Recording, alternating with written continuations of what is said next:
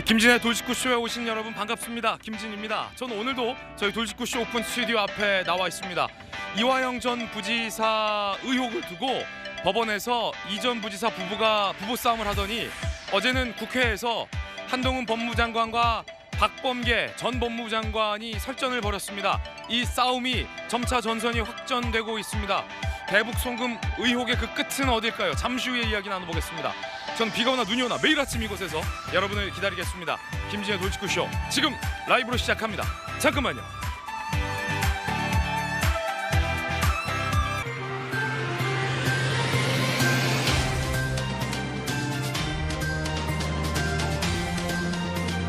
신문 읽어주는 남자입니다. 누가 이화영 전 부지사를 회유하고 압박하느냐의 논쟁이 정치권에서 치열합니다. 일단 이 전 부지사 본인과 부인의 생각이 좀 많이 다른 것 같고요. 부인의 주장에 따르면 검찰에 회유된 변호사가 이 전 부지사 남편을 설득하고 있는데 남편이 정신 못 차렸다. 뭐 이런 주장이죠. 그런데 이 전 부지사 생각은 많이 다른 것 같습니다.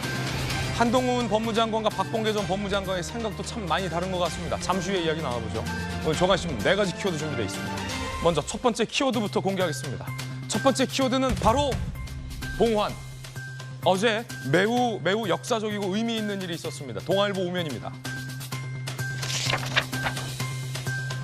73년 만에 고국의 땅으로 돌아온 한국전쟁, 6.25 전쟁 전사자. 유해를 상봉한 막내는요. 형님이 지킨 나라 등 따신 자유국가가 됐다라며 감격스러워했습니다. 6.25 전사자 유해 7위가 미국에서 국내로 봉환됐습니다. 윤석열 대통령도 예의를 갖춰서 유해를 맞이했습니다. 한국전쟁, 6.25 전쟁의 전사자, 고국의 땅도 밟지 못한 채 무려 70년을 떠돈 겁니다. 지금이라도 고국의 땅으로 잘 돌아오셨습니다. 이어서 두 번째 키워드 살펴보겠습니다. 두 번째 키워드는 이겁니다. 충돌. 조선일보가 오늘 8면에 쓴 기사입니다. 함께 보시죠. 민주당 그리고 한동훈 법무장관 이화영 접견 시도 놓고 충돌. 한동훈 법무부 장관은 민주당 의원들의 접견 신청이 사법 방해다라고 주장을 했습니다. 그러자 민주당의 박범계 전 법무부 장관은 가볍기가 깃털 같다라고 한 장관을 비판했습니다. 어제 국회에서 설전, 충돌 이루어졌는데 잠시 후에 직접 확인해 보시죠. 급기야 민주당의 누군가는 한 장관을 향해서 정신 나갔네라고 이야기를 했다라고 합니다. 잠시 후에 그 장면 생생히 확인해 보시기 바라겠습니다. 이어서 다음 키워드입니다. 세 번째 키워드는 이겁니다. 조선, 한국일보 신면입니다. 신림동의 흉기 난동범은 33살의 이름이 조선. 경찰이 신상을 공개했습니다. 그런가 하면 여성 살해를 예고한 온라인 예고글이 또 올라왔습니다. 이런 예고글 올린 분 바로 색출해야 하겠습니다. 조선, 이렇게 좋은 이름을 갖고 사람을 살해하는 살해범이 됐습니다. 이어서 다음 키워드입니다. 네 번째 키워드는 42 숫자인데요. 한국경제입니다. 5월 출생아도 10,000대, 42년 만에 최저치라고 합니다. 인구가 43개월째 줄어들고 있습니다. 우리나라의 신생아 출생 수가 급감되고 있다는 적신호가 울렸는데 42년 만에 최저치를 급기야 찍었습니다. 걱정입니다. 지금까지 신문 읽어주는 남자였습니다.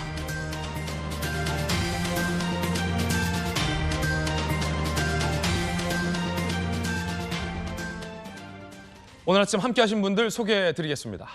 국민의힘의 비전전략실장을 역임한 김근식 전 실장님, 바르다 박 선생, 박정아 의원 나오셨습니다.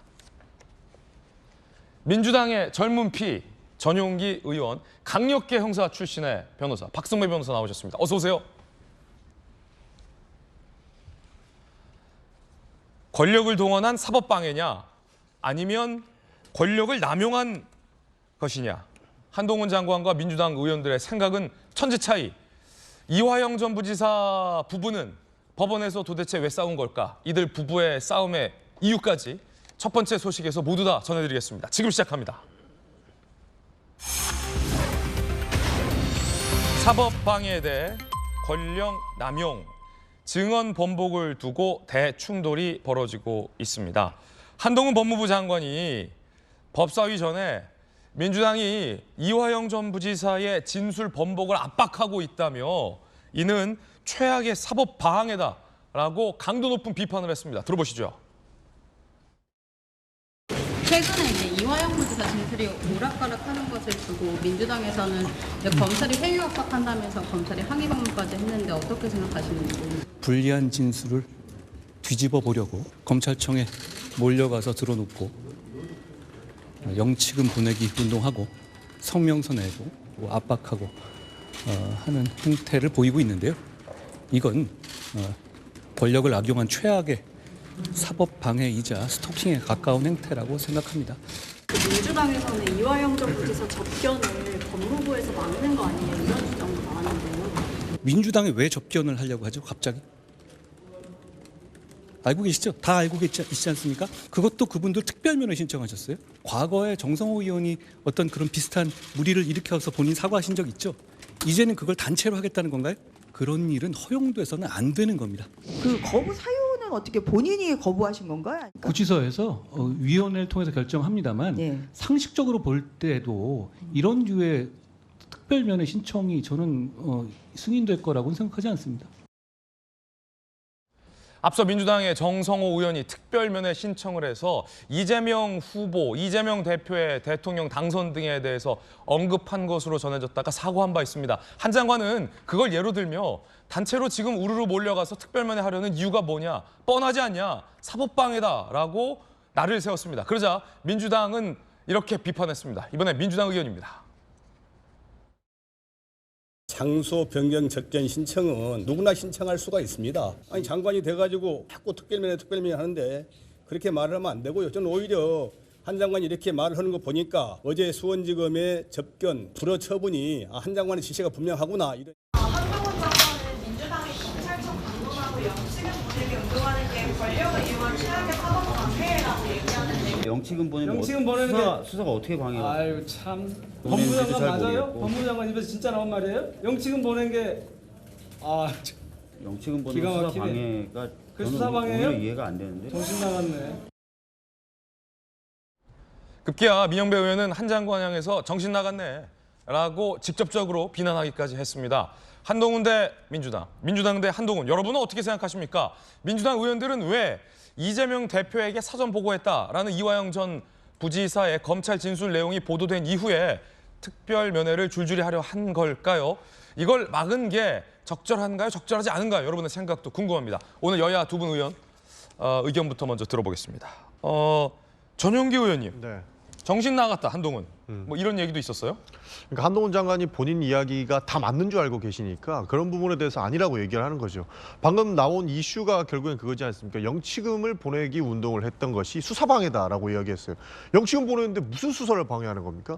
수사를 통해서 어떠한 증거가 나오고 법원의 판결을 받는 거는 검찰이 이제 증거를 수집하고 그것을 위해서 압수수색도 엄청 많이 하지 않았습니까? 그거 가지고 수사하면 되는 건데 영치금 보냈다고 무슨 그 구치소에 영치금 보내는 게 어떻게 수사에 영향을 미치겠습니까? 그러니까 그런 말도 안 되는 주장을 하면서도 왜 그런지 아시지 않습니까? 이런 식으로 기자들한테 질문을 하는 모습을 보면 나만 옳다, 내가 이야기하는 것이 다 맞고 민주당의 저 뻔한 짓 다 보이지 않냐, 약간 이런 형태로 보이는 것 같아요. 예. 그러다 보니 한동훈 장관이 말이 안 되는 이야기를 너무 말 되는 것처럼 얘기하고 있다라고 반발을 하고 있는 것이죠.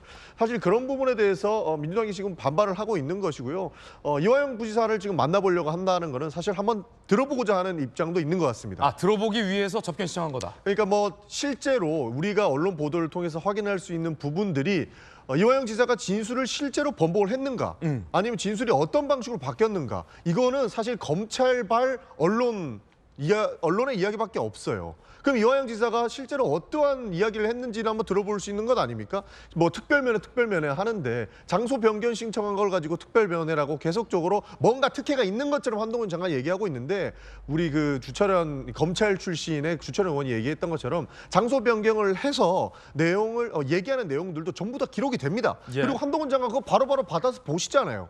이런 내용들을 마치 모든 것을 엮어가지고 문제가 되는 것처럼 이야기하는 것이 일단은 잘못됐다고 보고 있는 것이고, 검찰발 언론의 이야기만 들을 것이 아니고 이화영 지사가 어떤 얘기 했는지 충분히 들어볼 필요가 있다. 오히려 거기에서 그런 내용들이 아니고 사실관계를 정확하게 바로잡을 내용이 있다면 그 법원에서 판결받는 그 법원의 이야기를 듣기 전에 우리도 이야기할 수 있어야 된다고 보는 거죠. 그런 측면에서 아마 면회를 신청한 것 같습니다. 예, 아니 의견 들으러 갈 수 있는 거 아니냐. 이걸 갖고 사법방해라고 하는 건 과하다라는 의견이시군요. 박정아 의원님, 정성호 의원 사례를 들면서 이화영 전 부지사의 지금 심경이랄까, 수사를 잘하는 한동훈 장관 입장에서는 지금이 매우 좀 중요한 시기다, 이렇게 보는 것 같아요. 그렇죠. 굉장히 민감하고 크리티컬 부분 한 상황이라고 보는 거죠. 저는 좀 섬뜩하고 좀 겁나는 부분이 좀 있어요. 그러니까 이재명 대표 관련해서 대장동, 백현동, 우리 김문기 사장님과 관련한 선거법 문제, 지금 이 건, 이화영 전 부지사 건, 이렇게 턱 밑까지 수사가 딱 미치기 시작하면 상상도 못하는 일들이 막 생겨요. 그게 직접적인 연관은 없으리라 믿어요. 근데 막 그 비극적인 사건도 생기고, 지금처럼 법정에서 이화영 부지사 내외가 막 이렇게 다투고 서로 다른 얘기하고, 그러니까 피고가 진술을 하려고 하는데 그거를 외부에서 막고 이런 일들이 생기는데 도대체 뭔지 겁날 정도인데, 민주당 제가 보면 딱 그거 같아요. 이재명 그 대표를 주변에서 큰일 났다. 아 뜨거! 빨리 불 꺼! 이러다 다 죽는다.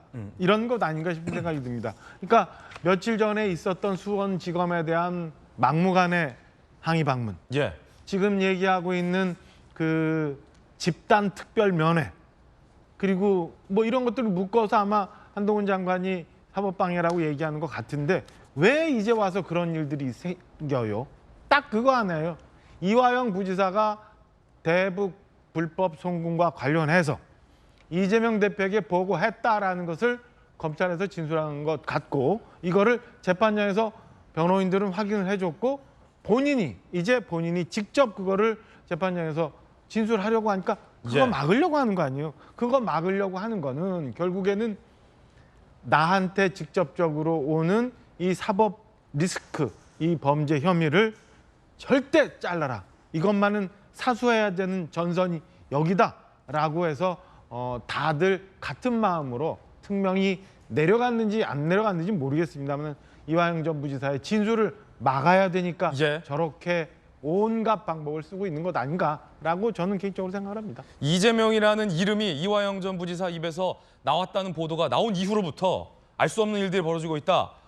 부부가 법원에서 싸움을 하든지, 수원지검 앞에서 민주당 의원들이 연좌농성을 벌이는 류의 일종의 압박은 이재명이라는 이름이 나온 이후다라는 게 여당의 생각입니다. 여야 의견이 이렇게 다른데, 어제 전현직 법무부 장관이 국회에서 맞붙었습니다. 한동훈 장관과 박범계 전 장관입니다. 들어보시죠. 의정부 지법의 최 여사에 대한 법정 구속을 하면서 했던 양형이유입니다. 대통령의 장모이시죠. 우리 영어로 Ministry of Justice, 공정 정의 국가 기관을 관할하는 우리 법무부 장관께서 이렇게 엷은 미소를 띄우고 있어요. 제 표정까지 관리하십니까? 관리하는 게 제가 관리한다 관리됩니까? 혹시 법무부 장관께서 대통령을 대신해서 한 말씀 해줄 수 있습니까? 이 사안은 사법 시스템에 따라 진행된 사안이고 재판이 진행 중인 사안입니다. 지금 민주당처럼 이화영 진술을 번복하기 위해서 이렇게 사법 시스템에 개입하려는 시도 이 재판 내내 전혀 없었습니다. 역시 동문서답으로 시스템 내에서 이화영의 될 입자도 거라는 안 말씀을 물었는데 드립니다. 죄를 물었는데 이를 대답하는구만요. 좀 무겁게 좀 법무부 장관답게 하세요. 예? 그러고 있습니다. 소리 지르지 마시고요. 내가 소리 질렀습니까 그동안? 자주 지르셨죠. 말씀하세요. 가볍기가 정말 깃털 같아요. 장관이 갖고 있는 권한과 책임 때문에 이 자리에 많은 다수의 여야 법사위원들의 질문 세도를 받는 겁니다.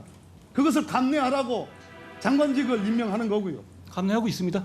제가 여기 의원이 훈계드리러 온 것은 아니고요. 질문을 해주시면 됩니다. 나라를 생각하고 이 나라 국민을 위해서 드리는 말씀입니다. 내가 왜 한동훈 장관께 훈계를 합니까? 개인 박범계가 아니잖소. 그렇지 않습니까? 반말은 하지 말아 주셔야 되지 않겠습니까? 뭐뭐 하였소가 반말이라고 할 수 없지만 좀 무겁게 답을 좀 해보세요. 박범계 의원의 입에서 사극 말투가 한 번 더 나왔습니다. 하잖소. 굉장히 두 사람 사이에 치열한 신경전이 한 단어 한 단어에 집중돼 있는 것 같은데 요는 이거 아니겠습니까? 김근식 전 실장님 오늘 나와 계신데 네. 누가 이화영의 마음을 흔들려 하는가를 두고 시각 차이가 상당한데 지금 민주당 입장에서는 검찰이 이화영 전 부지사를 회유하고 압박하고 진술을 조작했다라고까지 주장하고 있고 한동훈 장관과 여당에서 보기에는 이 전 부지사가 심경을 바꿔서 검찰에 있는 그대로를 얘기하려 하는 이 순간 민주당 의원들이 물리력을 앞세워서 이 전 부지사의 입과 마음을 닫으려 하고 있다라는 인식 차이가 지금 방금 보신 두 법무부 장관 사이에 뭐 훈계, 반말, 깃털, 표정 관리 등의 설전으로 이어진 건데 김 시장께서 보시기엔 어떻습니까? 누가 입을 막으려 하는 겁니까? 이유는 딱 하나죠. 그러니까 이재명 대표로 향하는 길목을 막고 있었지 않습니까? 이화영 부지사가 대북 송금 관련해서는 입을 다물고 모르는 일이다라고 이재명 대표 앞에서 딱 길목을 지키고 있었죠. 예전에 삼국지 장비처럼. 그리고 지금 비슷한 게 대장동 게이트 성남FC도 정진상 그리고 김용 부원장이 딱 길목을 지키고 있는 거예요. 그래서 이재명 대표까지 가는 걸 지금 막고 있는 거거든요. 근데 국민들은 다 알고 있지 않습니까? 그럴 수가 없는 것이다라고 생각하는데 그 길목을 지키고 있던 이화영 부지사가 오늘 갑자기 길목에서 진실의 문을 열어버린 거예요. 길목을 지키고 있다가 진실의 문을 열어버리니까 너무 당황스럽죠. 그 문이 열리면 그 다음 바로 이재명 대표인데. 그러니까 그 상황이 생기자마자 지금 아까 박정아 의원님 말씀하신 것처럼 부인께서 나서서 제가 알기로는 이제 개인적인 걸로 알고 있습니다만 평소에 면회를 잘 안 가시는 분으로 알고 있습니다. 두 분 사이가 썩 그렇게 신뢰하는 사이는 아니에요. 그런데 갑자기 면회를 가시고 자필 입장문을 받아내고 법정에 나와서 소리를 버럭버럭 지르고 세상에 법정에서 저는 피고인이 아닌 피고인의 그 관련된 지인들이 그렇게 소리 지르는 걸 저는 있을 수가 없다고 봅니다. 그러고 갑자기 민주당 의원님들이 검찰청 앞에 가서 연좌농성하고 특별면허 신청을 막 줄줄이 대기해서 대기표 받아서 하고요. 그다음에 이른바 개딸로 추정되죠. 영치금을 막 보내는 거예요. 안 보내다가 갑자기. 당연하죠. 아니 모르는 사람이 돈 보내면 그거 무서운 겁니다. 생각해 보세요.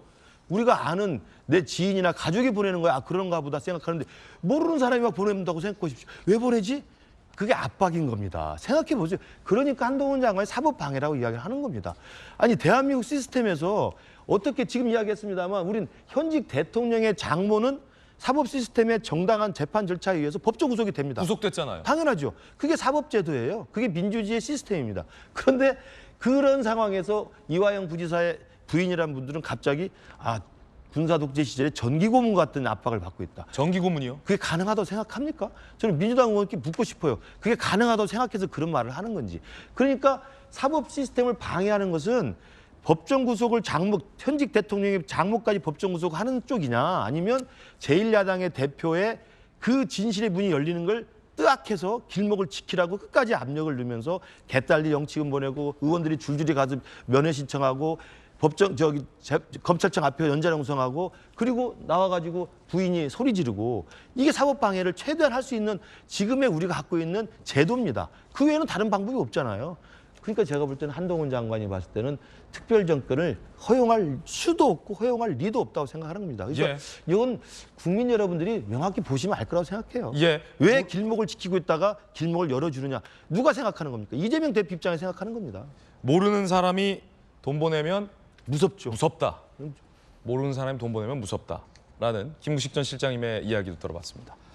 전용기 의원님, 그 안 보내던 돈을 왜 보내냐? 안 찾아오던 사람들이 우르르 왜 찾아오냐? 이게 일종의 무서움, 회유, 압박으로 느껴질 수도 있다는 건데 일견 일리가 있게 들리는데? 그러니까 지금 이 상황, 일련의 상황들이 이재명을 지키기 위해서 이재명을 특명을 받고 의원들이 4명이나 이제 특별 접견을 신청하고 그리고 모르는 사람들이 돈을 보내주고 이런 모습들이 막 일사불란하게 이재명을 지키기 위해서 그 길목을 막기 위해서 우리가 하는 것 같지 않습니까? 동시간대에 모든 사람들이 생각할 거라고 저는 보는데 민주당이 그렇게 일사불란하지 않습니다. 민주당이 그렇게 일사불란하진 않죠. 다 아시지 않습니까? 지금 뭐 자중질환을 하고 있고 자중질환. 여러 논란들이 가지고 있는데 셀프 디스. 이재명이 나를 지켜라. 그리고 이재명의 측근에 있는 사람들이 갑자기 의원 4명한테 나를 지키기 위해서 이화영을 지켜라 라고 이야기한다면 그거 폭로하죠.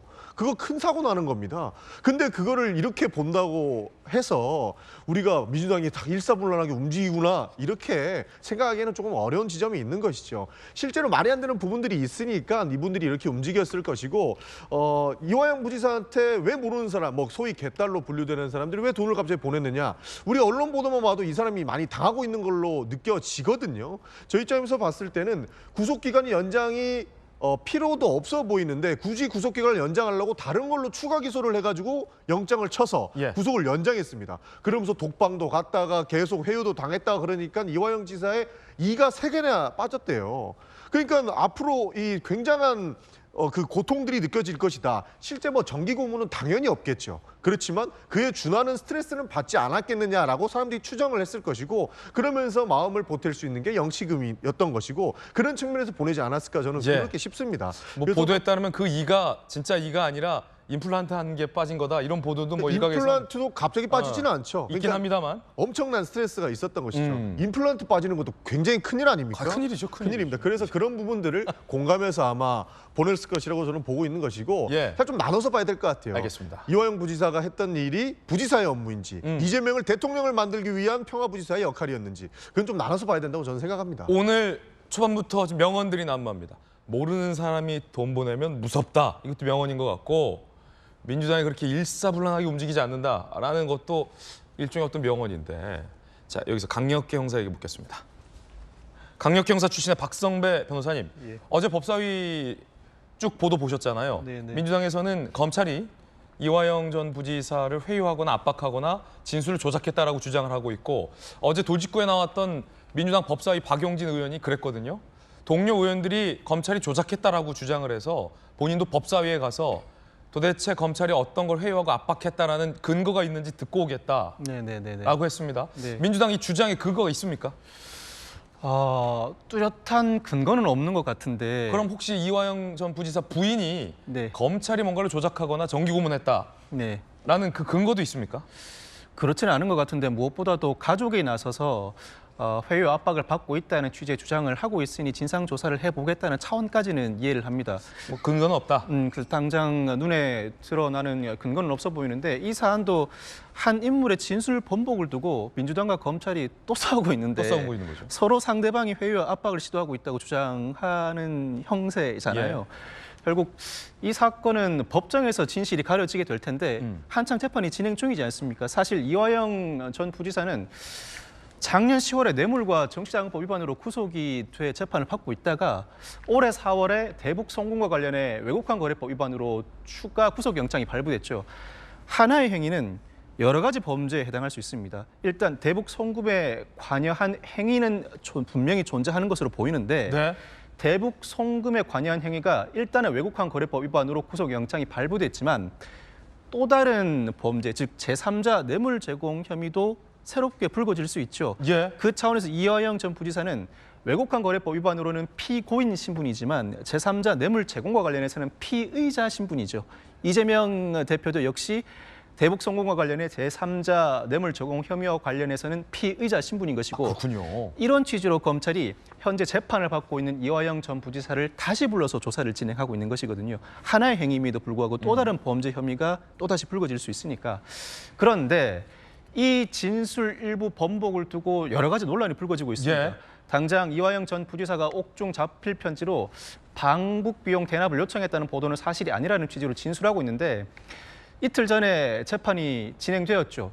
이 재판이 정상적으로 진행된 것 같지는 않습니다. 검찰은 당장 검찰 조사 단계에서 일부 진술 번복한 내용이 증거 능력을 온전히 갖추려면 증거 능력은 경찰 조사든 검찰 조사든 불안정합니다. 법관 면전 조사는 어떠한 경우에도 증거 능력이 부정되지 않습니다. 즉, 당장 외국환 거래법 위반 외에 제3자 뇌물 제공 혐의의 피고인이 된 상황은 아니지만 외국환 거래법 위반 재판에서 법관 면전에서 이화영 전 부지사가 검찰에서 진술했던 내용을 그대로 진술해 준다면 이때는 향후 제3자 뇌물 제공 혐의로 피고인 신분으로 전환된다고 하더라도 그 재판에서도 증거 능력이 그대로 인정됩니다. 강력한 증거다. 그렇기 때문에 검찰은 어떻게든 현재 진행되고 있는 외국환 거래법 위반 재판에서 이화영 전 부지사가 법정에서 직접 진술을 하도록 유도내기 위해 강한 노력을 기울일 텐데 이화영 전 부지사의 아내는 그와 같은 상황은 더 이상 두고 볼 수 없으니 흔히 말하는 법정 부부싸움이 현출되게 된 것으로 보이고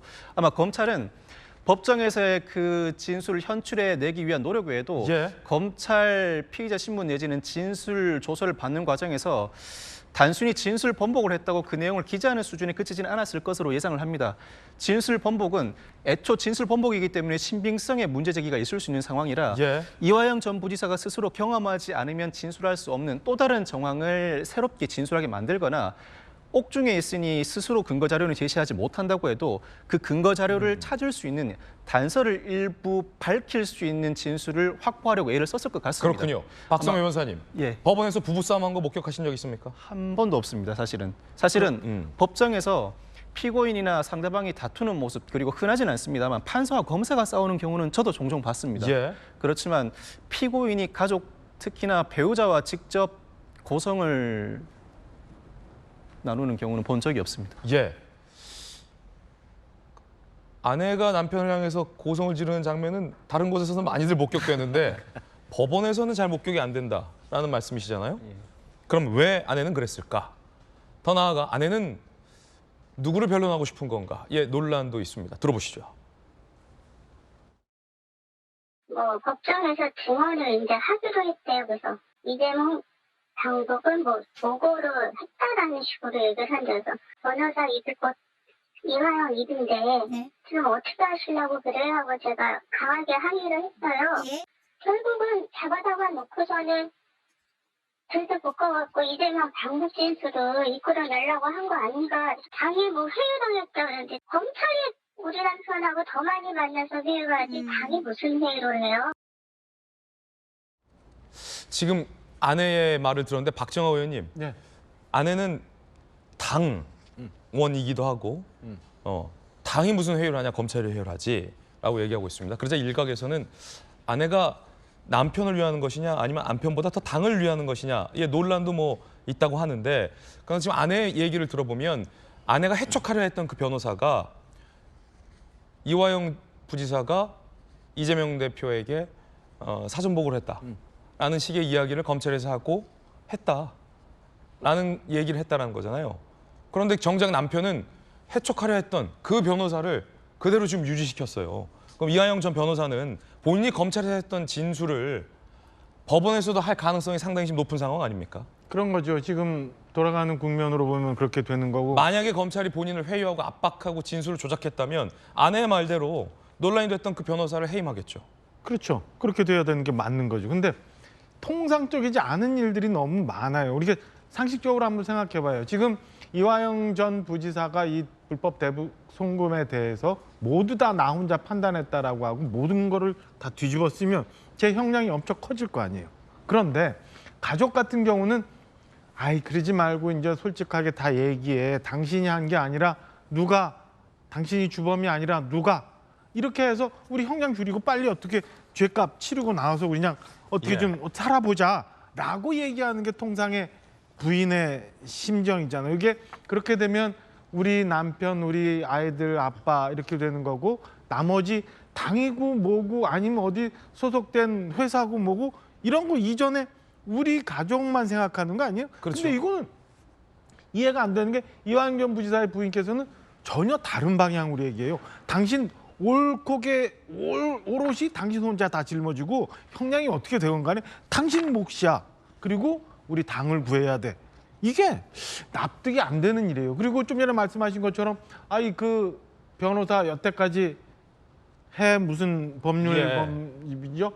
여태까지 계속 그 이화영 전 부지사를 도와서 계속 왔는데 그것도 당사자인 이화영 부지사가 아니라 부인께서 그걸 해임을 해가지고 재판정에도 나오지 못하게 하고 나는 그 변호사, 그 법무법인의 조력을 계속 얻어야겠는데 이거 못하게 하고 도대체 상식적으로 이해가 되지 않은 많은 일들이 있기 때문에 이거는 무슨 이재명이라는 단어 세자가 그렇게 중요한가 남편까지 버려야 될 정도인가라는 생각이 들 정도예요. 그래서 저는 이 구조 자체가 도저히 납득하기 어려운 그림이에요. 그러니까 아내는 저 변호사의 진술을 믿지 않고 있는 상황 같아요. 아내분은 우리 남편이 그렇게 얘기할 리 없어. 더 나아가 법원에서 당신 정신 차려요. 이제 앞으로 가족의 도움은 없어요라고 말한 걸 보면 만약에 그런 식으로 법원에서 내지는 검찰이 앞으로 더 얘기했다간 뭐 가족들 도움은 생각지도 말아라라는 경고까지 지금 하고 있는 건데 이 아내분은 왜 그럴까요? 저는 지금 박정아 의원님께서 말씀 잘하셨습니다. 통상적인 가족의 모습은 아니죠. 자기가 사랑하는 남편의 어떻게든 형량을 낮추려고 하는 것이 가족의 모습이고 그것이 가족의 의무이기도 하죠. 근데 전혀 다른 지금 모습을 보이고 있는데요. 저는 그렇게 생각합니다. 왜 피고인 이화영의 진술을 그 피고인의 아내인 저 분이 그게 아니다라고 이야기할 수 있는 거죠? 저도 밖에 나와서 사회생활 합니다만 정치활동 합니다만 제 부인이 제가 밖에서 무슨 이야기 하고 다니는지 모르잖아요. 그렇죠. 어떻게 합니까? 이화영 경기도 평화부지사가 대북관계 남북협력 사업을 주도했던 경기도의 부지사였습니다. 그래서 이름이 평화부지사예요. 그래서 대북 사업 하는 데서 쌍방울의 김성태 회장과 사업을 계속 해왔고 그게 주된 업무였습니다. 그 내용에 대해서 이화영 부지사가 스스로 알고 있는 게 있는 건데 이걸 부인이 야 그거 아니잖아. 너 그때 보고 안 했잖아. 정신 차려. 그 이야기를 왜 합니까? 제가 우리 부인한테 나가서 돌직구 씌워서 이런 이야기 할 거야라고 말하지 않잖아요. 예. 근데 어떻게 부인이 야 너 그거 아니다라고 단정하면서 이화영 부지사 본인보다 진술에 대해서 자기가 확신을 가지고 부인을 하는지 정말 알 수가 없고요. 두 번째로는 변호사 해임 가지고 이제 결국 엊그제 법정에서 싸운 거 아니겠습니까? 그러면 그 변호사란 분은 이화영 피고인의 변호사입니까? 저 부인의 변호사입니까? 이화영의 변호사입니다. 예. 이화영의 변호사이기 때문에 이화영 부지사만 선임할 수 있고 해임할 수 있는 거예요. 근데 왜 부인이 나서 해임을 합니까? 그것도 본인이 법정에서 나 해임하지 않았다. 내 뜻이 아니다라고 했는데도 소리를 버럭 지르고 정신 차려라 그러잖아요. 저는 정말 제가 그래서 뭐 제 개인적인 뇌피셜입니다만 저 부인께서 행하는 그 행동의 그 기저에는 이화영이라는 남편을 지키기보다 이재명 대표라고 하는 민주당을 지켜야 된다고 하는 일종의 진영 논리의 포박당이 있다고 생각을 해요. 제가 알기로는 성균관대 운동권 부부로 알고 있습니다. 그러니까 오래된 운동권 출신 부부신데 내가 진영에서 봤을 때 국민의힘한테 정치적 이득이 갈 수도 없고 이재명 대표가 구속되면 이거 큰일 나는 거다. 윤석열 정부에 힘을 실어주는 거다. 절대 막아야 된다. 라고 하는 저는 굉장히 구태의연한 진영 논리의 함정에서 빠져 있고 그것 때문에 남편의 그 진술에 대해서 저렇게까지 상상 밖에 비정상적인 개입을 하고 있는 게 아닌가 생각합니다. 예, 개인적인 생각입니다. 김국식 전 실장님의 개인적 견해도 들어봤습니다. 이 부부 싸움을 두고 여권에서는 민주당의 이재명 대표와 가까운 분이 이화영 전 부지사의 가족을 만나서 강하게 회유한 거 아니냐라는 의문을 제기하고 있습니다. 장해찬 최고위원은 김영진 의원의 이름을 언급한 바 있죠. 그래서 김 의원 본인의 입장이 궁금해졌습니다. 들어보시죠.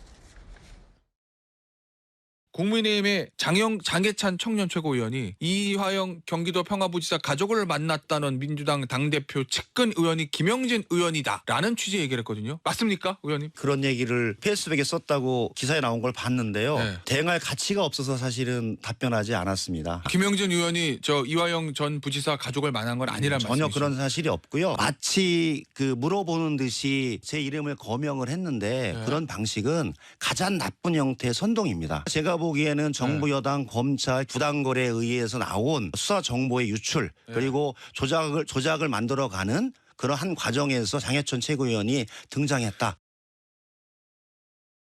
그런가 하면 한 언론 보도에서는 이재명 대표의 측근인 박찬대 의원이 이화영 전 부지사 측과 접촉을 했다라는 보도가 나왔습니다. 한 매체의 보도에 따르면 박찬대 최고위원이 최근 경기도 용인에서 이화영 측 핵심 인사를 만나서 당이 열심히 돕겠다라고 얘기를 했다라는 의혹을 보도했는데요. 이화영 측 핵심 인사는 박 최고위원이 먼저 연락을 했다. 억울한 게 있으면 당연히 당이 돕겠다라고 얘기했다. 하지만 회유는 없었다라고 얘기를 했다라는 보도가 나왔습니다. 박찬대 최고위원은 만남을 부인하고 있는 상황으로 전해지고 있습니다. 법정에서의 매우 이례적인 부부싸움, 그 이면에는 이재명 대표 최측근이 이 가족을 만나서 회유한 거 아니냐라는 여당 측의 의혹 제기인데요. 어떻게 보십니까? 저는 이런 논란들이 계속 나오고 뭐 장해찬 최고라든지 그리고 뭐 이화영의 핵심 측근이라고 주장하시는 분들의 말씀 그리고 이제 일련의 사건들을 보면은 이렇게 말뿐인 재판이 있을까라는 생각을 했습니다. 결국은 장례찬 최고도 만나서 회유했느냐, 그리고 박찬대 최고가 또 만나서 저 이화영 핵심 측근이라는 사람들한테 회유를 했느냐, 그리고 이화영이 이재명한테 보고를 했느냐. 뭔 재판을 하면서 증거는 없고 이렇게 말로만 이루어질 수 있는 상황이 이게 정상적인 상황인가 하는 저는 고민에 빠지게 된 겁니다. 사실 증거가 있었으면 이화영이 이재명 부지사한테 이재명을 대통령 만들기 위해서 대북 비용을 대납했다라고 정확하게 증거를 제시하면 되는데 그저 그냥 이화영의 진술에만 목매고 있는 느낌이더라고요. 그래서 이화영이 진술을 번복했다라는 언론 보도가 나온 것이고 그것을 통해서 뭔가를 만들어 보고자 하는 것들이 증거가 없으니까 이제는 그냥 말을 통해서 이화영 지사가 이재명 지사한테 보고를 했다고 하니 이재명 지사는 분명히 받았을 것이다라고 하는 확신범을 만들기 위해서 이런 일련의 사건들이 벌어지는 것이 아닐까라는 생각을 하게 된 겁니다. 이게 정확하게 딱 떨어지려면 명확하게 어떤 방식으로 이 보고를 했거나 어떤 방식으로 이루어졌는지를 검찰이 그렇게 많은 압수수색을 통했을 것이라면 밝혀냈어야 딱 맞아떨어지는데 모든 것이 말로 이루어지다 보니까 이 재판이 똑바로 진행되고 있는 재판이 맞는가 하는 생각이 들었고요. 확실히 정치보복 성향이 조금 짙구나라는 생각이 들었고 어떻게든 이재명을 잡아가고자 하는 검찰의 그 마음이 이렇게 드러나는 것 아닐까 하는 의심이 가능한 지점이 저는 왔다 이렇게 봤었습니다. 검찰 수사가 이재명 대표를 향하는 듯하자 이재명 대표의 불체포 특권 포기에 대한 논란이 민주당 안팎에서 다시 불거졌습니다. 이 대표가 불체포 특권을 포기했다라고 말했다가 체포동의안 표결 시에는 실명으로 하자라고 추가적으로 발언을 해서 불체포 특권을 포기하겠다는 건지 말겠다는 건지에 대한 논란이 민주당 내부에서부터 제기되고 있습니다. 한동훈 법무부 장관은 이 대표의 이 발언들을 어떻게 봤을까요? 한 장관입니다.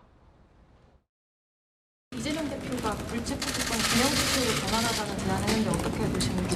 불체포 특권이라는 걸 특권 포기한다고 했으면 되는데 말이 굉장히 길어지시잖아요. 계속.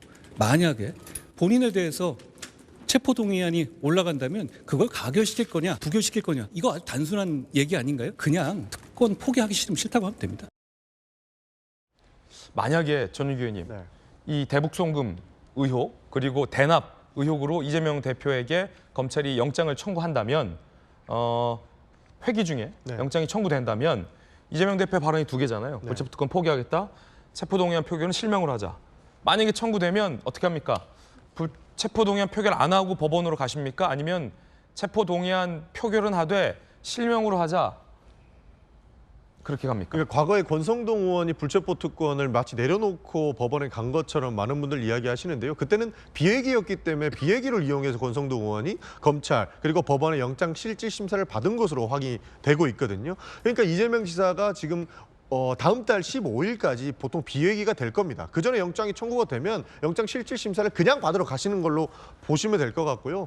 만약에 회기가 진행되고 이후에 이제 영장이 청구된다면 영장 실질 심사 받으러 가겠다, 불체포 특권 포기하겠다라고 말씀하셨으니까 당연히 가결하자고 사람들한테 이야기를 할 겁니다. 그래서 투표를 하게 될 건데 사실 기명 투표 이거는 사실 저는 김은경 혁신이가 좀 많이 나갔다라고 생각을 했던 게 이건 법을 바꿔야 되는 문제거든요.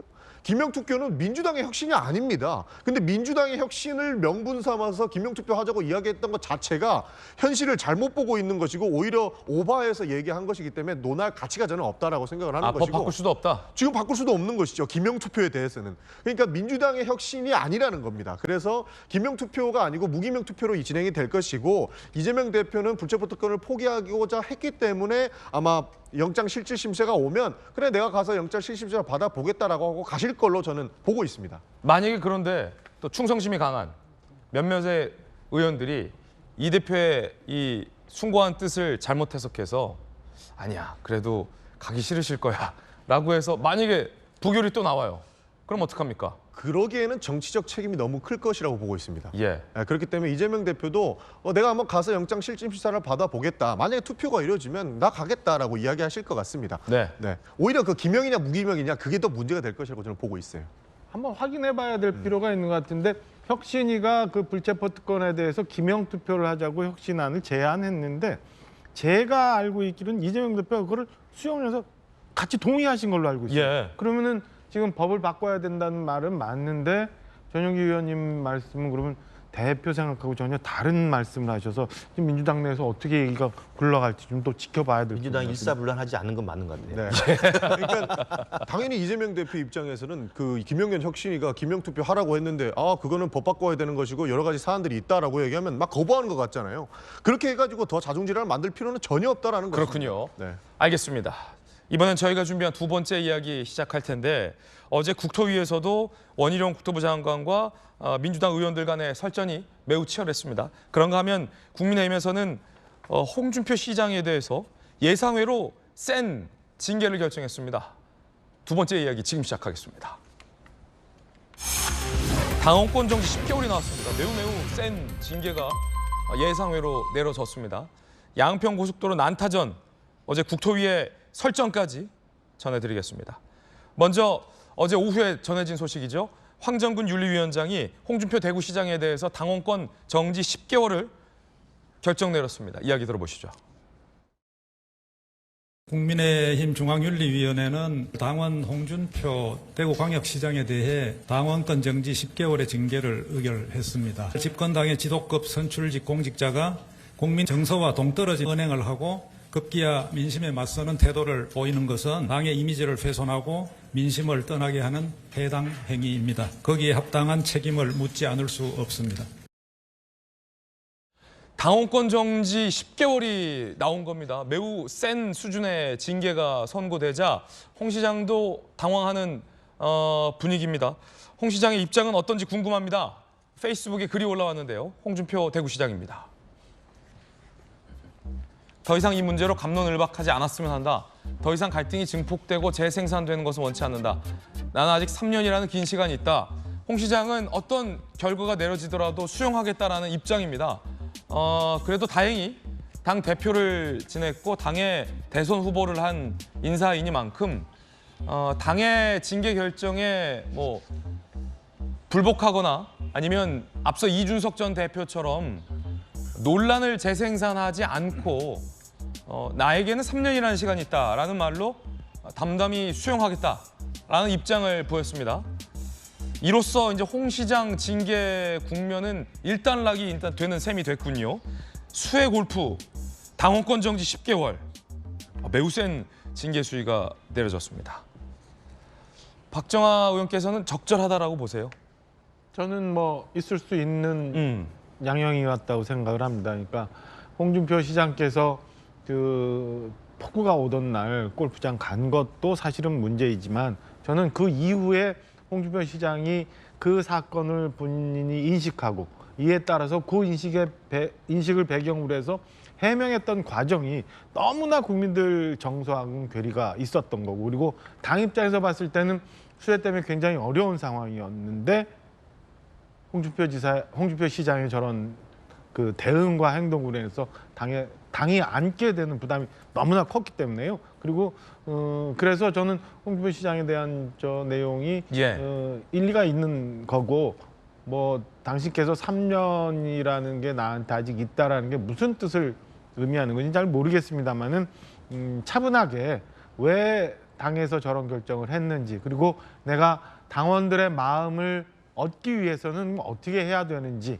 좀 자숙하시면서 생각할 기간을 좀 가졌으면 좋겠어요. 당원권 정지라는 게 당원으로서는 굉장히 치명적일 수 있지만 선출직 대구 시장으로서는 그냥 시장직을 유지하는데 크게 어렵지 않은 상황일 수 있으니까요. 이 기간 동안 당신께서 당원들의 마음이 무언지 어디에서 내가 잘못됐는지 한번 보시는 게 더 낫지 않을까라는 생각이 듭니다. 이 건과 관련해서 홍 시장 측의 입장이 궁금해서 제가 직접 취재를 해봤는데 홍 시장이 이제 주변에 홍 시장을 지지하는 분들이 굉장히 많잖아요. 젊은 층도 홍 시장에 대해서 지지를 많이 보내고 있고 그래서 아니 어떻게 이럴 수 있냐라고 이제 홍 시장에게 이런 반응이 나왔을 텐데 홍 시장이 보인 반응을 전해 듣기로는 나는 이준석이 아니다.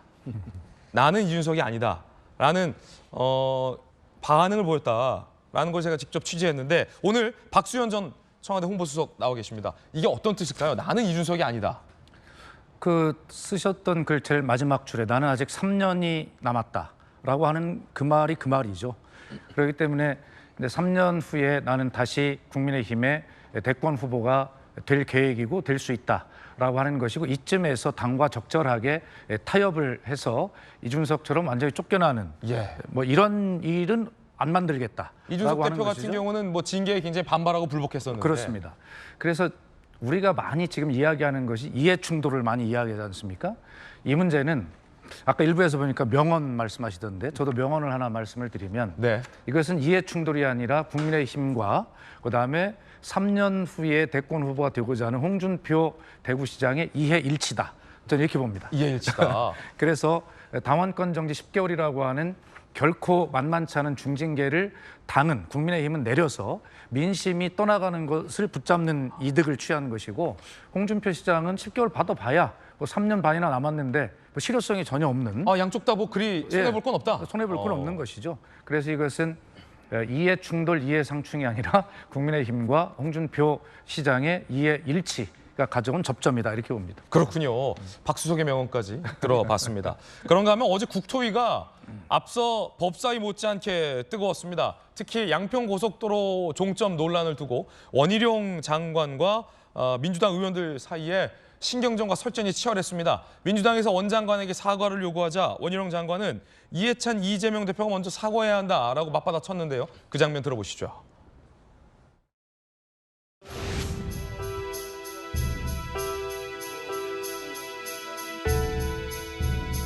국토부의 자료 공개는 대국민 거짓말 자료 공개 쇼에 불과하다. 해외 출장 중에 일타 강사로 다시 나서질 않나 여러 가지 태도 사안을 봤을 때 사과가 먼저 전제가 돼야 된다는 얘기를 하는 것이고요.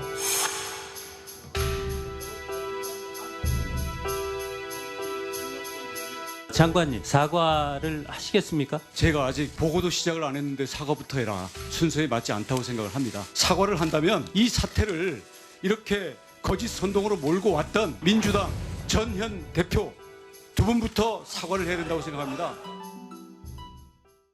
어제 치열한 국토위, 박정하 의원이 국토위 소속이잖아요. 어제 저 현장에 계셨는데 국토위가 오늘 새벽에 끝났다는 얘기 들었어요. 몇 시에 끝났어요? 어제 10시부터 오전 10시부터 시작해서 저녁 오늘 새벽 1시 반경 조금 넘어서 끝났거든요. 그러니까 한 2시 가까이 끝나서 돌 짚고 나오신 거군요. 그렇죠.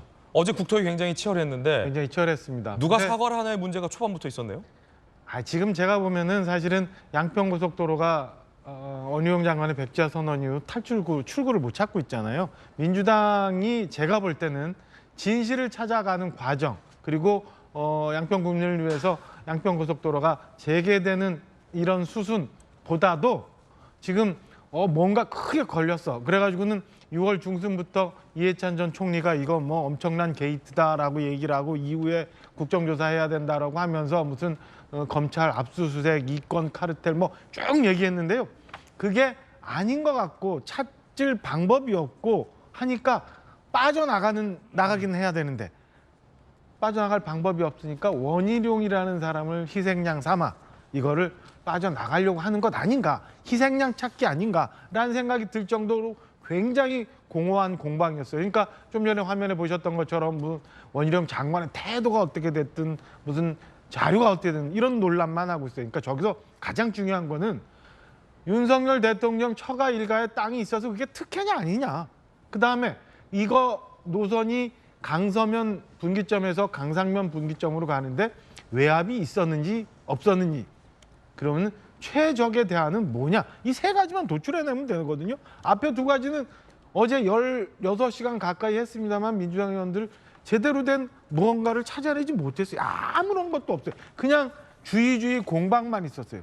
그리고 난 다음에 사실은 대안도 민주당이 대안을 제시하면 그게 전문가가 옳다고 타당하다고 얘기하면 수용하겠다고 원희룡 장관 얘기했음에도 불구하고 민주당 의원님들 대안을 적절히 제시를 하지 못해요. 그러니까 원안 추진하고 진행해라라고 민주당이 주장하고 있는 거는 또 다른 한국말로 표현하면 하지 마 이렇게 되는 거예요. 그러니까 지켜보고 있는 저로서는 굉장히 답답한 어제 하루 종일이었습니다. 예, 그런가 하면 지금 민주당의 김용전 부원장이 대북 송금 관련돼서 검찰에 소환됐습니다.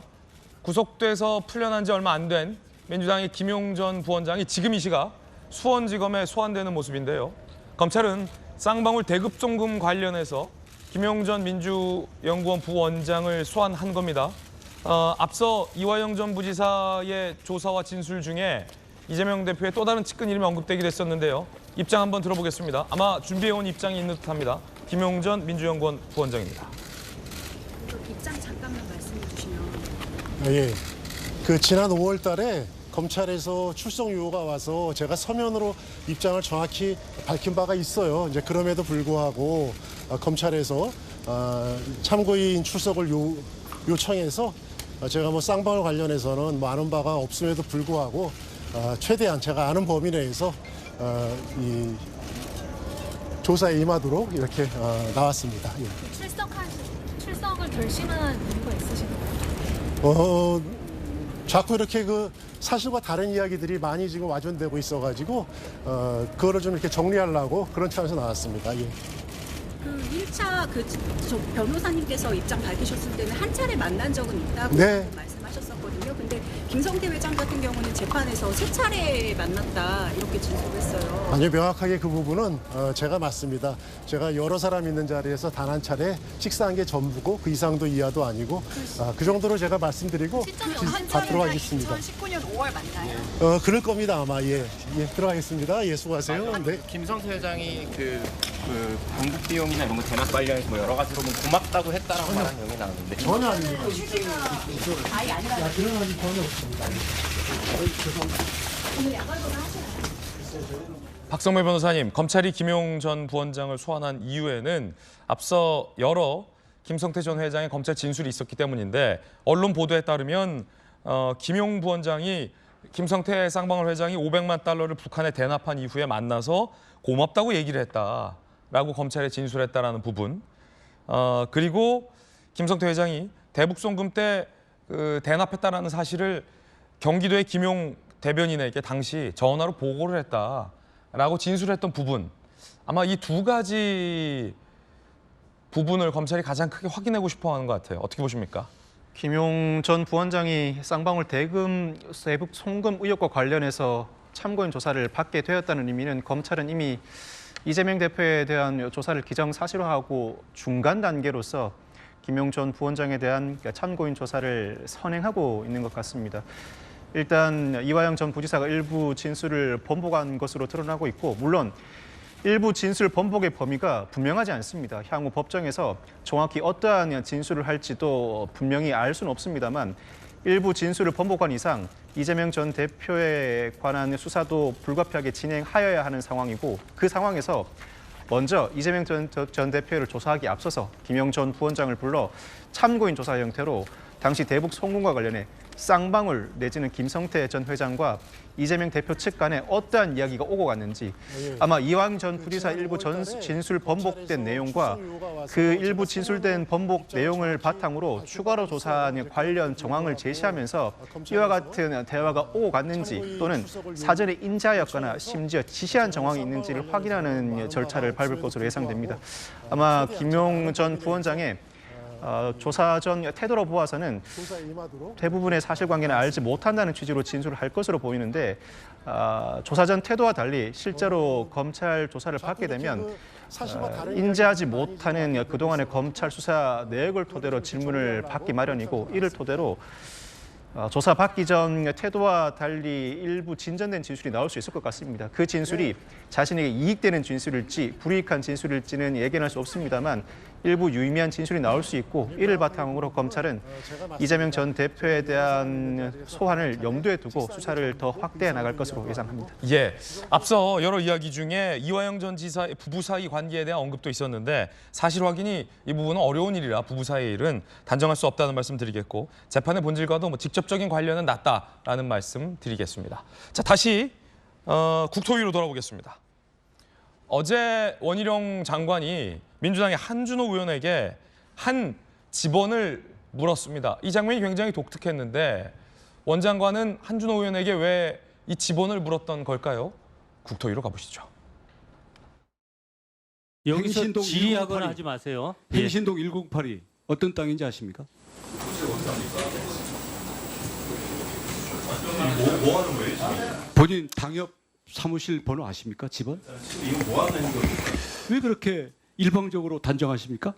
자기 당협위원장 사무실도 모르면서 산 135에 대해서는 지목 변경을 했습니다. 그래서 값어치를 높였어요. 1002-21이라는 거는 56배 상승을 했습니다. 도로법상 접도구역의 토지 형질 변경은 금지가 돼 있죠. 확인해 보겠습니다. 지도와 함께 지번까지 찍어가면서 장관에게 질의를 했습니다. 장관께서 마지막에 확인해 보겠다라고 얘기했습니다. 원희룡 장관께서 사전에 인지를 못했냐? 전혀 그렇지 않다라는 것이죠. 한준호 의원이 이 김건희 여사 일가의 땅 지번을 물어보면서 원 장관이 확인해보겠다라고 한 것을 두고 사전에 김건희 여사 일가의 땅이 거기에 있다라는 것을 알고 있다라고 주장을 했는데 이걸 그대로 되돌려준 겁니다. 한준호 의원의 지역 당협위원장 주소 지번을 물어봤는데 한준호 의원은 이에 대해서 알지 못했습니다. 김근식 실장님, 원 장관이 지번 조사를 많이 하고 나오셨군요. 저도 사실은 제 사무실 주소는 잘 모릅니다. 어떻게 내려서 어떻게 와라 이렇게 이야기할 수 있지만, 그러니까 한준호 의원이 저거 가지고 이제 사실은 원 장관을 많이 공격을 했는데요. 지금 아까 박정아 의원이 말씀하셨습니다만 이 양평 고속도로 이 의혹은 이미 괴담으로 정리가 됐습니다. 그러니까 민주당도 사실은 정말 자료를 다 공개한 걸 보니까 자기도 할 말이 없으니까 꼬투리에 꼬투리를 물다 보니까 결국은 지금 할 게 없어서 한 장관 왜 버럭 화를 내냐라고 간 거예요. 그러니까 이 애초에 사건의 본질이 뭡니까? 이재명 대표를 그렇게 규정했습니다. 대통령 처가가 개입된 권력형 비리라고 했어요. 그리고 민주당의 어떤 의원은 단군 일의 최대 이권 카르텔이라고 했습니다. 하나도 드러난 게 없습니다. 그러니까 나중에 한 건 뭐냐면 근데 왜 화를 냅니까? 왜 백지화 시킵니까? 이게 예를 들어볼까요? 어떤 사람이 저한테 와서 막 김근식이 사기치고 다녔다, 바람 폈다, 막 거짓말 한 거예요. 제가 그 사람 만나서 왜 그런 거짓말을 하세요? 그러니까 아니면 말지 왜 화를 내고 그래요? 이런 형국이 된 거예요. 정말 좀 답답합니다. 그리고 이미 국토부에서 온라인에 다 올린 7년치 자료를 다 보면요. 이건 그 난독증이 없는 한 읽어보면 어떻게 변경 논의가 진행되어 왔는지, 변경이 확정된 것도 아니에요. 이러저러하게 주민의 수용성, 환경성, 경제성, 교통량, 수요 분산 예측 이런 것들 종합적으로 통상적인 법규와 절차와 과정에 따라서 논의를 하고 있는 과정이 있었던 겁니다. 그걸 가지고 갑자기 김건희가 땅이 있다고 나오면서 이 난리가 난 건데, 정말 민주당이 이제라도 납득이 되면 귀를 닫고 입을 닫지 말고 제발 보고 있고 납득이 되면 잘못 제기했습니다. 그러나 그러나 이 고속도로 사업은 그대로 추진해 주세요라고 말을 하는 것이 맞다고 보고요. 지금 한준호 의원 저 지번도 마찬가지죠. 저 사건이 지난해 국정감사 때 한 겁니다. 양평에 김건희 여사 처가 땅이 있다는 건 저도 알아요. 왜? 공흥지구 사건을 아니까. 양평 공흥지구 사건으로 지금 수사가 재판이 진행 중이잖아요. 아니까 양평에 대통령 처가에 땅이 있다는 걸 압니다. 그런데 한준호 의원은 갑자기 나와서 지번을 물면서 이거 알지 않습니까? 물어보니까 원희룡 장관 확인해 보겠습니다. 그때는 지난해 9월입니다. 그러나 원희룡 장관은 이번에 양평 고속도로 의혹 사건이 터지기 전까지는 서울 양평간 고속도로의 노선이 변경 과정에 있고 논의 중이라는 사실조차를 몰랐어요. 수백 개의 도로가 만들어지고 논의하는데 어떻게 국토부 장관이 그걸 다 합니까? 그 지번을 어떻게 하느냐? 지번이 아니라 양평 고속도로가 논의가 되고 있다는 그 내용을 모릅니다. 도로국장 정도가 그냥 아는 거예요. 제가 볼 때 도로과장 정도가 할 거예요. 그걸 갑자기 더 탐사라고 하는 친야 매체에서 유튜브에서 이 땅이 있다, 처가 땅이 있다. 그러니까 이해찬 전 대표가 공개적인 장소에서 이건 처가 게이트다 규정하니까 김두관 의원이 6월 말에 국토부에 질문서를 보냅니다. 이게 있다는데 어떻게 된 겁니까? 그때서야 원희룡 장관이 보고를 받는 거예요. 이런 논의가 있었어? 스톱! 이게 한 거예요. 그리고 설명을 한 겁니다. 이렇게 논의가 돼서 양평 국민도 요구하고 지난번에 민주당 군수도 요구하고 그다음에 전문가들도 요구해서 지금 논의하고 있습니다라고 설명했는데도 처가 게이트다, 권력형 비리다라고 계속하니까 그러면 잠정 보류하겠습니다 한 겁니다. 그랬더니 지금 와서 한 이야기가 왜 화를 내고 그래요? 아니면 말지. 이거예요. 저는 그래서 우리 당협 사무실 지번을 제가 모를 뿐만 아니라 제가 우리 송파병에 현수막을 걸었는데요. 후쿠시마 괴담, 양평 괴담 정말 지긋지긋합니다. 박수현 수석은 어떠십니까? 확실히 이제 지번을 갖고 김건희 여사 땅을 알면서 모른 척했다라는 한 의원의 주장을 이제 원 장관이 본인 당협 지번도 모르지 않냐라고 되치게 한 건데. 그러니까 지난해 국정감사에서 한준호 의원의 그 질문에 원희룡 장관이 말렸다고 자기는 이제 억울한 거죠. 그것을 이번에 이제 되갚아준 거죠. 뭐 해프닝이고 할 수 있죠. 그러나 저는 이것을 보면서 재미있긴 한데 뭐 본질은 아니고요. 꼭 이 말은 좀 한번 해보고 싶어요. 그 문희상 전 국회의장께서 평소에 하시던 말씀이 뭐 청청 여여 야야 뭐 하나는 잘 기억이 안 나. 이게 뭐냐면 그 당시 청와대는 청와대다워야 되고 여당은 여당답고 야당은 야당다워야 된다. 이런 말씀을 하셨는데 굉장히 울림이 있는 이야기였거든요. 근데 그걸 말씀을 좀 빌려서 제가 드리고 싶다면 자, 대통령실은 대통령실 다워야 되고 장관은 장관다워야 됩니다. 그 여여야야 마찬가지죠. 이게 이상하게 이번 정부에 들어와서 장관이 국회를 대하는 태도가 좀 장관다운가? 물론 거꾸로 얘기하면 야당은 야당다웠는가를 질문 받을 수 있겠지만 그렇다 하더라도 한동훈 장관이 쏘아 올린 너무 그 민감하게 반응하는 그런 반응들이 장관들 사이에 일파만파 퍼져나가고 있는 것 같다. 이런 생각이 들어서 좀 장관은 장관답게 하셨으면 좋겠어요. 그리고 아무리 야당이 좀 뭐 공세를 하고 그래서 억울하다 하더라도 좀 여당은 여당답게 장관은 장관답게 국회를 대하는 태도를 가지고 나와서 끊임없이 책임 있게 설명하고 설득하고 그래서 야당이 결국 정치 공세가 잘못됐어라고 입증을 해내면 될 것 아닙니까? 뭐하러 저렇게 합니까? 그런 측면에 좀 굉장히 안타깝게 생각하고요. 아까 우리 김근식 교수께서 이것은 괴담으로 결론이 났다 이렇게 결론지어서 말씀하셨는데 그것도 성급하다고 생각합니다. 어제 우리 박정하 의원께서 맹활약하신 국토위를 저도 지켜봤는데 결론은 어느 쪽도 서로 아직 난 게 아니에요. 그리고 자료 요구 가지고 계속 싸우던데 미지됐다고 하는 자료 이런 것들이 이제 다 제출한다고 했으니까 제출이 되고 나면 이런 것들을 보고 종합적으로 야당이 이제 더 질문할 게 있고 야당의 질문이 점점 더 없어지면 그거 봐라 니네 공세하지 않았냐라고 그렇게 결론이 설사 나더라도 아직은 괴담이라고 이 문제를 결론 지을 때는 아니죠. 그래서 더 제출하기로 한 자료를 가지고 이 문제는 더 따져봐야 될 문제이고요. 어제 우리 박정하 의원께서 한 가지 말씀하셨던 그곳은 개발할 수 있는 땅이 아니다라고 하는 그런 어떤 말씀도 하셨는데 또 이소영 의원은 그거에 대해서 그렇지 않다라고 또 조목조목 다른 법률을 들어서 또 서로 공방을 하지 않았습니까? 예. 공방보다는 중요한 토론이었다고 생각을 해요. 그래서 두 분이 더 그 문제 토론을 좀 이소영 의원과 우리 박정하 의원이 해주셨으면 좋겠고 그래서 이런 문제들이 뭐가 옳고 그른지는 몰라요. 그래서 그런 문제를 온 자료와 함께 더 계속적으로 국민이 더 잘 알 수 있도록 그렇게 더 토론을 해달라는 주문을 좀 하고 싶고 저도 지켜보겠습니다. 예. 그 부분은 어제 인전 이소영 의원께서 말씀 주시고 제가 먼저 인전 개발이 불가능한 지금 의혹을 제기하고 있는 김건희 여사 일가 땅이라는 게 개발이 불가능한 지역이다. 단독주택 한 채도 제대로 질 수 없는 땅이다라고 얘기했는데 이소영 의원께서는 그게 아니다라고 다른 예를 들어서 오해를 하신 부분이 있어요. 근데 그 이후에, 그러니까 우리 박수영 수장님께서 보신 이후에 밤새 그거에 대해서 이제 현장에서 확인이 다 됐는데요. 그 이소영 의원께서는 충분히 오해의 소지가 있습니다. 그러니까 같은 인근 지역에 어느 지역은 아파트가 들어섰어요. 그 현대 성우 2단지라는 게 들어서 1, 2, 3차 아파트가 거기 있어요. 그게 이건 되는데 왜 수변지구라고 해서 안 되느냐 이러는데 그 지역은 97년도에 지구 단위 계획이 지정이 돼서 그 현대 성우라는 단지가 들어가요.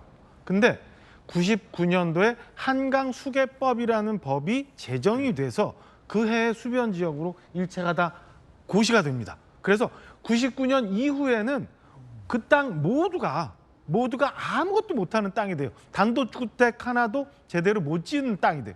이소영 의원이 제기하신 의혹은 충분히 이 시차가 있어가지고 알겠습니다. 오해가 있을 수 있는데 다 개발이 어려운 걸로 확인이 됐다. 이 말씀 드립니다. 중요한 것은 잠시만요. 중요한 것은 이 양평고속도로 재추진 여부가 이 주민들에겐 제일 중요할 텐데요. 원 장관이 그 부분도 언급했는데 들어보시죠. 저는 거짓 선동이 중단되면 언제든지 정상 추진한다. 나도 정상 추진, 양평 고속도로는 건설되고 싶다. 이게 제가 백지화 선언할 때부터도 제가 정말 괴로움을 안고 말씀드렸던 얘기입니다. 지금이라도 민주당의 답변에 따라서 정상 추진 여부는 바로 결정될 수도 있습니다. 자, 박성훈 변호사님, 이 양평 주민들은 어쨌든 고속도로가 좀 건설되길 바랄 텐데 재추진 여부는 지금 어떻게 되는 거예요, 그럼? 원희룡 국토부 장관이 민주당의 의혹 공세 제기가 철회되지 않는 한 재추진하지 않겠다고 했지만 결국은 여야 모두 머리를 맞대고 재추진하는 방향으로 나아갈 것 같습니다. 그렇죠. 이 사안이 이러한 방식으로 백지화돼 버리면 양평 군민뿐만 아니라 모든 국민에게 피해가 돌아가고 오랜 기간 동안 계획해온 사업이었습니다. 어떠한 방식으로든 출구 전략이 모색될 것으로 보이는데 국정조사가 되었든 일정한 형태의 조사를 실시한 뒤에 일정 수준에서 마무리되는 방식으로라도 결국 이 고속도로 건설은 이어질 것으로 예상합니다. 그렇게 할 수밖에 없는 상황으로 보입니다. 예, 여야 사이의 어떤 논란의 수위도 좀 점점 많이 낮아졌고 국토부가 이 수년치의 자료도 공개한 만큼 여야가 좀 머리를 맞대고 출구를 모색하는 방법도 그 지혜도 필요한 대목 같습니다. 자, 이번엔 저희가 준비한 다음 순서입니다. 뜨거운 소식 2가지 엄선했습니다. 첫 번째 소식부터 만나보시죠. 신림동의 묻지마 살해, 흉기 난동범의 신상이 공개됐습니다. 이름은 조선입니다. 함께 보시죠. 머그샷 공개 거부를 했어요, 조선이.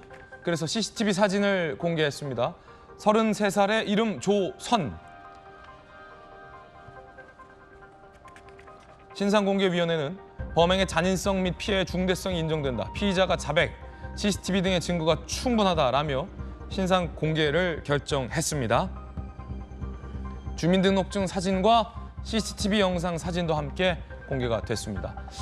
이게 이렇게 이제는 CCTV 영상까지 같이 공개가 되니까 지금 보세요. 주민등록증과 CCTV 실물 사진도 다르잖아요. 뭐 주민등록 사진이야 다 다를 수 있다고 쳐도 기존에 어떤 주민등록 사진만 공개됐을 때는 이럴 거면 뭐하러 신원 공개하느냐라는 논란이 있었는데 확실히 이번에 CCTV 속의 캡처 화면까지 같이 공개되니까 박선미 변호사님, 네. 훨씬 더 낫군요. 이 사안은 신상 공개가 필요해 보입니다. 그 이유가 사실 현재 운영되고 있는 신상 공개는 순수히 국민의 알 권리 보장 측면 이미 강했습니다. 그렇지만 이 사건은 아무런 이유 없이 무고한 사람이 인명 피해를 당했습니다.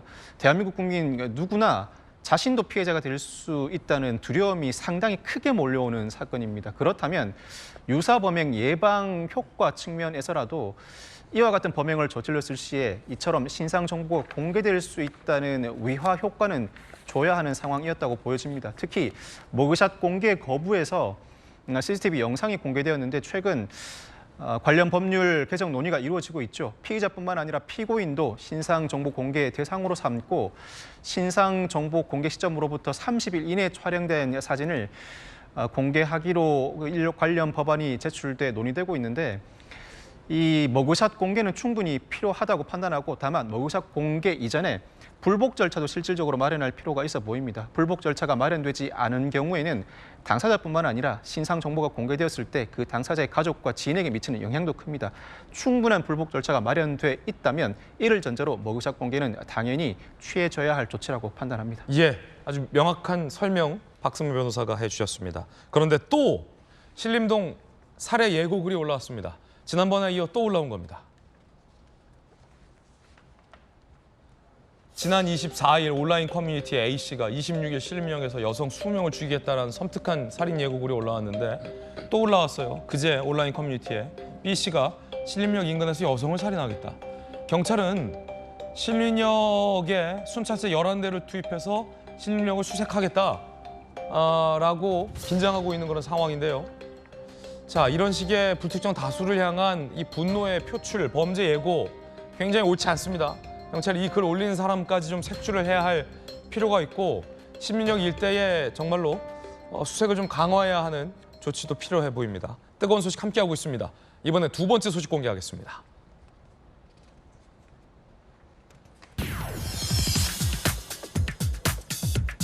조국 전 장관 조민 씨, 조민 의사면허가 공식적으로 취소됐습니다.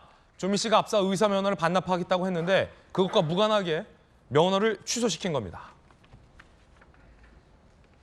복지부 관련 행정 절차가 마무리돼 지난 12일부로 의사면허를 취소하겠다라는 결정이 어제 내려졌습니다. 부산지방법원이 지난 4월 6일 부산대 측 입학 취소 처분이 정당하다라는 판결에 근거해서 복지부는 조민 씨의 의사면허를 최종 취소하게 됐습니다. 이로써 조민 씨는 반납할 의사면허가 없어지게 된 셈이 됐습니다. 자, 김근식 실장님. 네. 이 조국 전 장관의 아들도 학위를 반납하겠다라고 했고 네.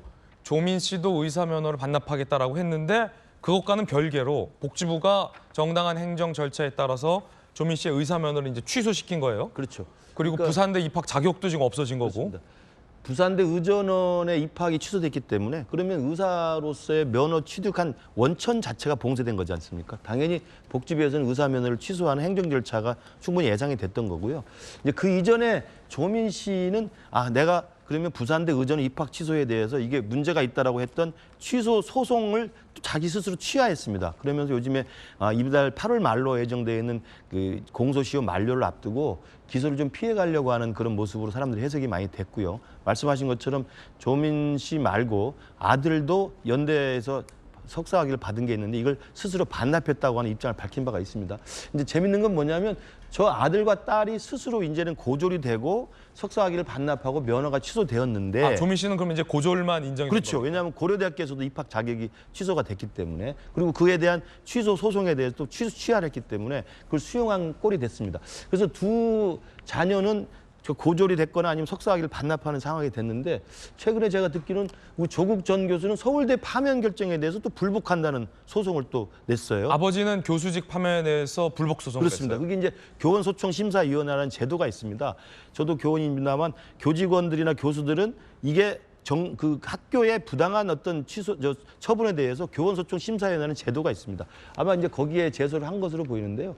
저는 거기서도 뭐 결론은 날 거라고 봅니다만 저는 조국 전 장관이 왜 그런 태도를 보이는지 그리고 최근에 와서는 뭐 부부 공동 입장문도 내고 뭐 겸허히 성찰하겠다 이렇게 이야기를 합니다만 제가 볼 때 그건 말 따로 행동 따로로 비칠 수밖에 없다고 생각합니다. 서울대에서 2년 이상 질질 끌다가 결국 징계를 해서 파면 결정을 했는데 그것에 대해서 이제 와서 이건 교원소총 심사에 가서 내가 억울한 걸 풀겠다라고 이야기를 한다면 누가 이 사람이 반성하고 있다고 믿겠습니까? 그리고 자기 아들과 딸은 자기 스스로 입장문을 내가지고 고졸이 되고 석사학위 반납하고 의사면허 취소됐는데 본인은 정작 서울대 교수 파면에 대해서는 불복하는 것을 냈으니 제가 볼 때 조국 전 장관의 이 말 따로 행동 따로 또 앞과 뒤가 다른 이 행태는 언제까지 계속될지 정말 걱정이긴 합니다. 방금 말씀하셨던 것처럼 아들, 딸은 스스로 학위를 반납하거나 면허가 취소당하는 처지에 이르렀는데 아버지는 교수직을 유지하겠다라고 이의를 제기해서 논란이 되고 있습니다. 일종의 이 다른 가정은 보통은 반대로 한다는 거죠. 부모가 손해를 보고 자녀들이 손해를 안 보게 하는 방향이라는 논란이 일고 있습니다. 그러자 조 전 장관이 파면에 불복한 이유에 대해서 SNS에 올렸습니다. 월급 때문이 아니라는 겁니다.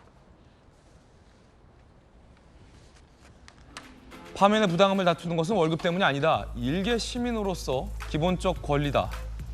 명예를 회복하기 위해서 한 거다라고 밝혔습니다. 다소 좀 추상적인 명분을 들었습니다. 명예회복인데 박수현 수장님 어떤 명예를 회복하겠다는 거죠? 어떤 게 파면에 대해서 억울하다는 뜻일까요? 아니 그러니까 그런 부분들에 일단 먼저 말씀을 드리면 조국 전 장관은 이 문제와 관련해서 무려 13번의 국민 사과를 했어요. 했는데도 아직도 성찰이 부족하다 뭐 이런 일각의 시각들이 있는 것에 대해서 저는 뭐 조국 교수가 정말 13번 사과를 하고 했으면 그대로 그럼 받아들여야 된다고 생각을 하고요. 다만 자녀들이 문제와 달리 저기도 써 있지 않습니까? 한 시민으로서 자기가 억울한 서울대 교수 파면에 대해서 이런 부분은 내가 교수직을 아까 유지하기 위했다고 말씀하셨는데 교수직을 유지하겠다는 것이 아니라 파면이라고 하는 것이 부당하고 억울한 점이 있다. 뭐 그것이 어떤 것인지는 뭐 제가 구체적으로 설명할 수 없습니다만 뭐 그렇게 이야기를 하면서 본인은 그렇게 해서 파면의 부당성이 법적으로 인정이 되는 날 자신이 법적 권리를 구제하는 절차를 지금 그걸 받고 있고 그렇게 오는 날 당당하게 나는 내가 과거에 썼던 서울대 교수 사표를 내 스스로 내겠다 이렇게 이야기하고 있지 않습니까? 그렇기 때문에 이것은 자녀의 문제와 무슨 관련이 있다거나 뭐 반성과 성찰이 부족하다거나 이런 것이 아니라 조국 개인으로서도 자기도 지켜야 할 자기 개인의 권리가 있는 것 아니겠어요? 예. 그렇기 때문에 이 문제는 마지막에 썼던 자기 스스로 이런 것들이 억울함이 인정이 되고 내 명예가 회복을 하고 그리고 사표도 내 스스로 내겠다라고 하는 것이니까 이런 것들은 좀 지켜봐주는 것이 좀 맞다 이런 생각을 갖습니다. 조국도 개인으로서 권리가 있는 건 아니겠습니까? 근데 그건 제가 좀 말씀드리면 조국 전 교수의 그 말이 그럴듯해 보입니다만 절차를 사실 따져보면요. 그 교원도 그렇고 공무원도 그렇고 기소가 되거나 재판이 진행 중이면 사표를 제출을 못해요. 그렇게 돼 있어요. 왜냐하면 지금 재판이 진행 중인데 유죄 판결이 된다면은 그 다음에 파면이나 해임 같은 거 할 수 있는데 먼저 내버리면 뭐가 되냐면요. 퇴직금을 받을 수 있고 연금을 받을 수 있거든요. 그래서 그걸 못하게 돼 있습니다. 잘하실 거예요. 그러니까 조국 전 교수가 사표를 내겠다는 건 말장난입니다. 내도 서울대에서 수리를 못해요. 재판이 진행 중이기 때문에. 그렇군요. 2심, 3심 나오면 그때서 할 수 있는 거예요. 그러나 서울대 안에서의 교원에 대한 징계는 그 안에서 자체적으로 할 수 있는 겁니다. 왜냐하면 이건 사법적 판결과 다른 거기 때문에. 월급도 계속 나가고. 그렇죠. 사법적 판결과 달리 교원징계위원회에서 그 징계위원들이 심사를 해서 이분은 사법적 판결이 나기 전이라도 서울대 교수로서의 품위 유지 위반이라든지 성실 의무라든지 너무 학교에 해를 끼쳤다 파면을 한 거예요. 그러니까 제가 볼 때는 좀 말은 그렇답니다만 전적으로 딱 하나예요.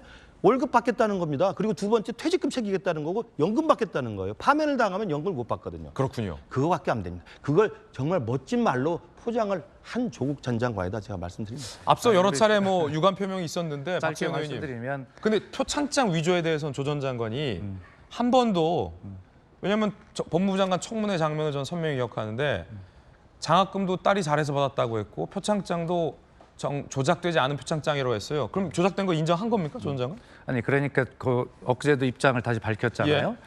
이런 어떤 그 과정 어떻게 해서 그런 일이 있었고 그 어떤 과정을 거쳐 어떻게 제출해서 그 이용이 됐는가라고 하는 것을 재판 과정에서 소상하게 다 이야기하겠다고 이미 얘기를 했기 때문에 뭐 그런 부분들에 대해서 좀 기다려 보면 될 것 같고요. 우리 김기식 교수님께서도 뭐 저나 조국 장관을 같이 잘 아시는 사이인데 뭐 퇴직금 뭐 이런 것들을 챙기기 위해서 이렇게 한다라고 하는 것은 너무 가혹한 말씀 아니신가 이런 생각 들고요.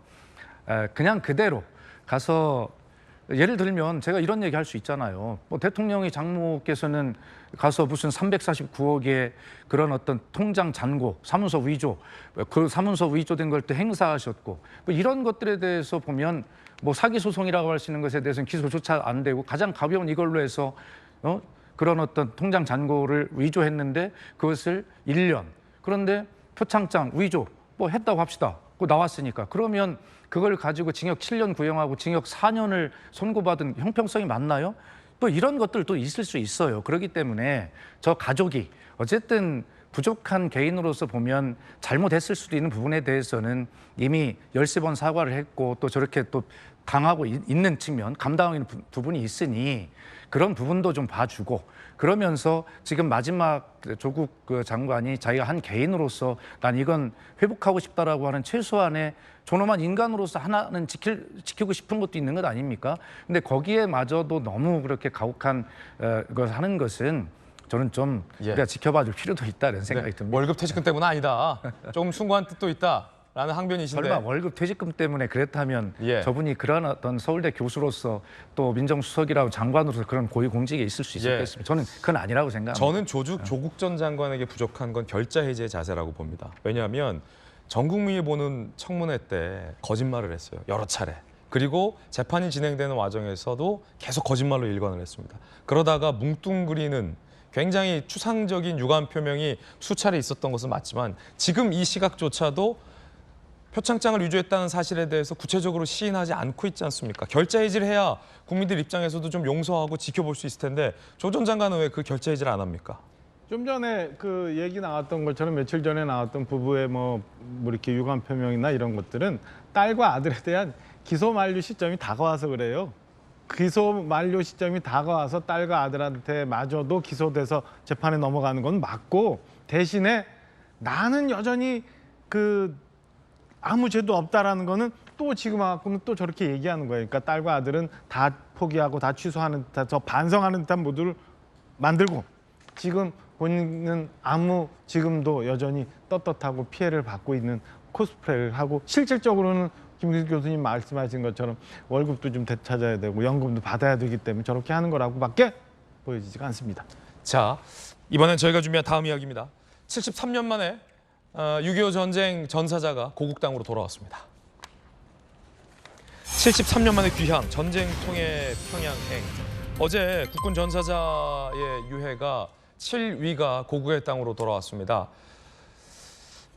6.25 전쟁 때 조국을 지키기 위해서, 가족을 지키기 위해서 숭고하게 목숨을 헌신하는 분들이 70여 년간 고국의 땅을 밟지 못하고 다른 곳을 떠돌았던 겁니다. 그 장면 보시죠.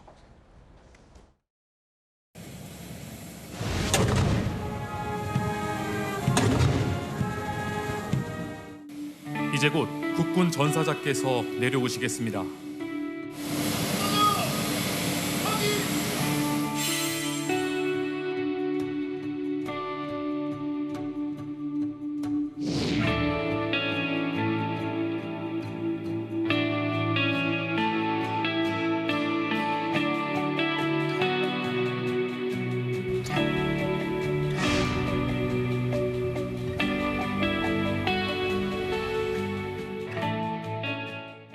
대통령이 직접 예를 갖춰서 맞이했습니다. 유일하게 신원이 확인된 분은 고 최임락 일병입니다.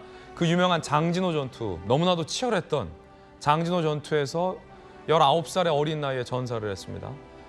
친형도 참전용사입니다. 포항 전투의 전사자고요. 73년 만에 최임락 일병이 돌아왔습니다. 이 최임락 일병의 조카가 그리고 막내 동생이 생존해 있어요. 어제 형님의 유해가 돌아오는 감격스러운 소감을 밝히기도 했습니다. 국방부는요, 두 형제의 애국심과 숭고한 희생 정신을 기릴 수 있도록 현양 방안을 검토 중이다라는 얘기도 나왔습니다. 최임락 일병의 조카가 현재 해군이라고 해요. 어떤 얘기했는지 인터뷰 내용 들어보시죠. 이 먼 하와이 땅에까지 와서 삼천의 유해를 받게 되어 너무 영광스럽게 생각하고 남은 군생활을 더 뜻깊게 삼천에 못한 군생활을 더욱 열심히 하도록 노력하겠습니다.